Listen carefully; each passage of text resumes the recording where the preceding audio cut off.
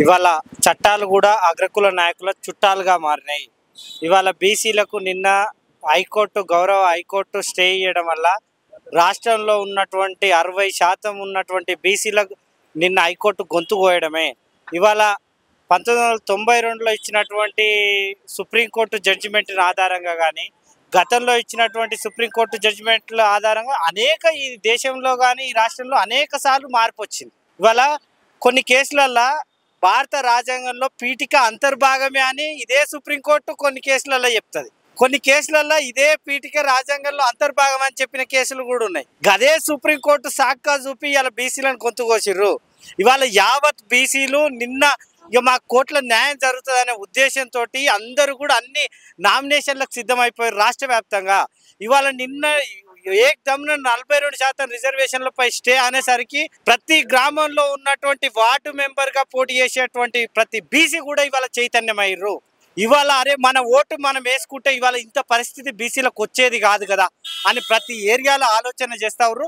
భవిష్యత్తులో రాష్ట్రంలో ఉన్నటువంటి అన్ని పార్టీలో ఉన్నటువంటి బీసీలు బయటికి వచ్చి పార్టీలకు అతీతంగా బీసీలకి ఏ పార్టీ అయితే న్యాయం చేస్తుందో ఆ పార్టీని ఆదరించే విధంగా బీసీలు అందరూ కూడా ముందరికి రావాలి. ఇవాళ భవిష్యత్తులో ఓటు అనే ఆయుధంతో ఇవాళ ఎట్లయితే హైకోర్టు స్టే ఇచ్చిందో రేపు భవిష్యత్తులో బీసీలు అందరం కూడా ఏకమై అన్ని కులాలం ఏకమై ఓటు అనే ఆయుధంతో అంతకు డబుల్ ఒక గోడ కొట్టినటువంటి బంతి ఎంతైతే రిటర్న్ వస్తుందో నిన్న ఇచ్చినటువంటి స్టే అంతే తిరిగి ఇస్తాము.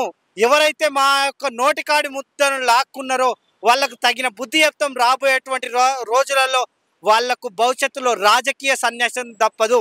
ఖచ్చితంగా వాళ్ళు ఇవాళ 79 సంవత్సరాలుగా ఇవాళ వాళ్ళే సీఎంలు అయ్యారు, వాళ్ళే పిఎంలు అయ్యారు, మంత్రులు వాళ్ళే అయ్యారు.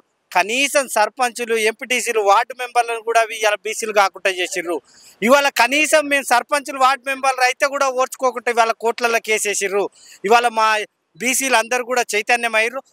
ఏదో ఒక రోజు కనీసం మీరు వార్డు మెంబర్ కూడా కానటువంటి పరిస్థితి వస్తుందని ఇవాళ అగ్రకుల నాయకులను హెచ్చరిస్తా ఉన్నా.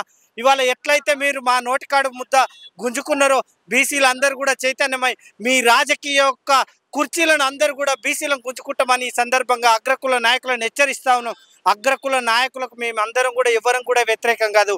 గ్రామీణ ప్రాంతాలలో ఇవాళ రెడ్లకు బీసీలకు ఎక్కడ కూడా వాళ్లకు మాకు వైరుధ్యం లేదు. ఇవాళ బావ వాయు వరుసలు పిలుచుకొని అన్న, తమ్ముడు, అక్క అని పిలుచుకొని ఉంటాము.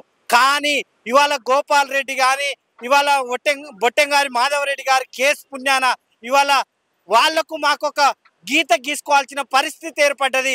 ఇవాళ ఒక అన్నదమ్ముల్లా కలిసి ఉన్నటువంటి వాళ్ళం. ఇవాళ ఒక ఇంట్లో ఒక 2 కొడుకులుంటే ఒక తండ్రి ఏర్పడేసే విధంగా ఉండాలి. కానీ ఇవాళ ఒక కొడుకే 79 సంవత్సరాలుగా కొద్దిగా తెలిపరుడు, నేను పెద్ద కొడుకును కదా అని దోసుక తిన్నది సరిపోక ఇవాళ చిన్న కొడుకు రావాల్సినటువంటి వాట రావాల్సిందే కదా.